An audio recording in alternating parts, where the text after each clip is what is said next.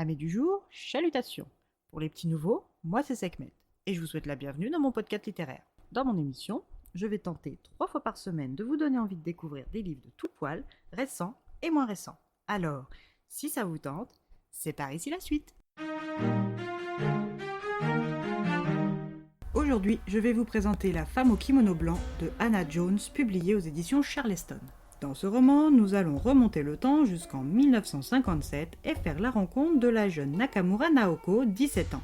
Cette demoiselle japonaise est issue d'une famille aisée et doit se marier prochainement. Naoko est une jeune femme résolument moderne qui rêve d'émancipation. Son père était avant la guerre à la tête d'un empire de l'import-export, mais depuis la fin de la guerre, il peine chaque année un peu plus à maintenir sa famille à flot. Naoko a vu la maison familiale pleine de domestiques se vider peu à peu et comprend la situation délicate dans laquelle sa famille se trouve, mais elle est loin de la réalité. Son frère aîné Taro est un militant anti-américain et lutte pour que son pays, son père et sa famille retrouvent sa suprématie d'antan.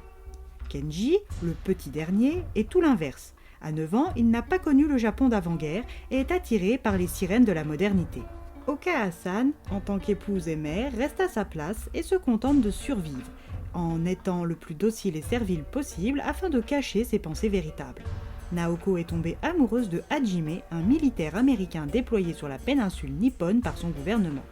D'après Naoko, il est un savant mélange entre Elvis et James Dean, le tout rehaussé par de magnifiques yeux bleus. Elle sait pertinemment que son père va s'opposer à ses fiançailles avec Hajime, mais elle souhaite tout de même qu'il rencontre l'élu de son cœur. Après de laborieuses négociations, elle a réussi. Hajime pourra se présenter officiellement à sa famille, dont sa sévère grand-mère, lors d'une cérémonie du thé. Naoko est ravie, mais sait que rien n'est gagné, car elle a volontairement omis de préciser que son amoureux n'est pas japonais. Elle sait que si elle l'avait fait, jamais cette rencontre ne pourrait avoir lieu. Elle espère qu'Hajime saura les convaincre de lui laisser une chance. Naoko et Hajime s'entraînent jusqu'à la dernière ligne droite.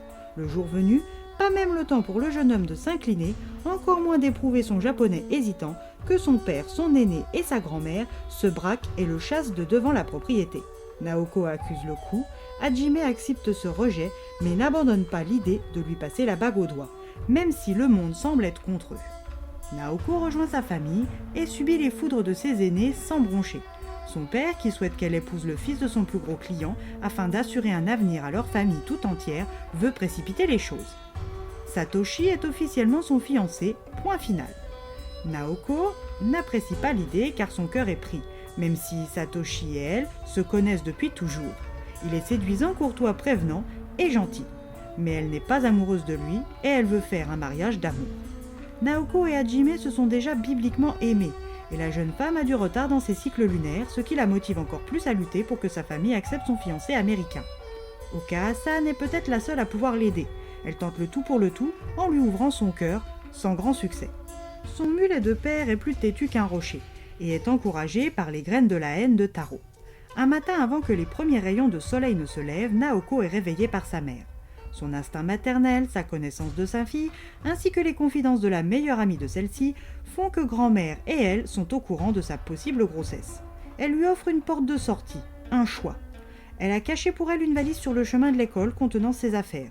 Elle peut la prendre, épouser Hajime, donner naissance à cet enfant et ne plus jamais revenir, avec pour seule compagnie familiale son amour maternel en ombre.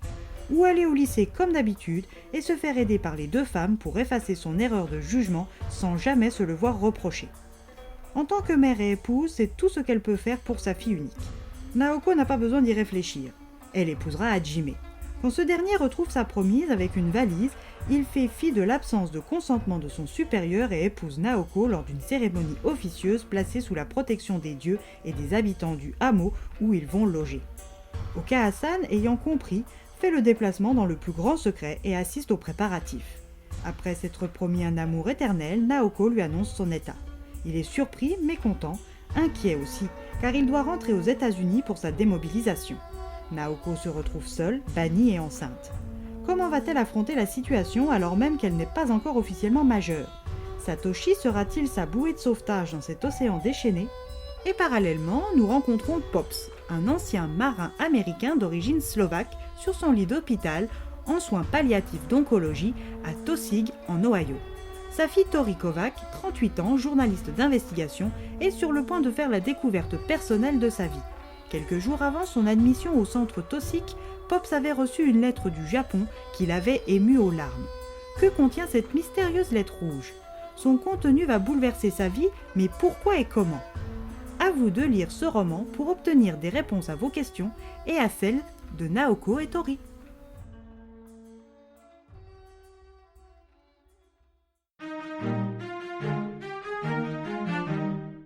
Un livre qui se lit d'une traite sans difficulté. Bien que fictive, cette histoire reste touchante et parsemée de réalités historiques. Un vrai petit bonbon. Et bien voilà, j'en ai fini pour aujourd'hui. J'espère que cet épisode vous aura plu et vous aura donné des nouvelles idées de lecture. Si vous souhaitez découvrir d'autres petits bonbons littéraires tout droit sortis de ma bibliothèque, je vous retrouve le jeudi 16 janvier prochain pour un nouvel épisode. Et si d'ici là je vous manque de trop, vous connaissez le chemin sur Instagram, @leslectures de Sekhmet. Sur ce, chalut les amis, et à la prochaine.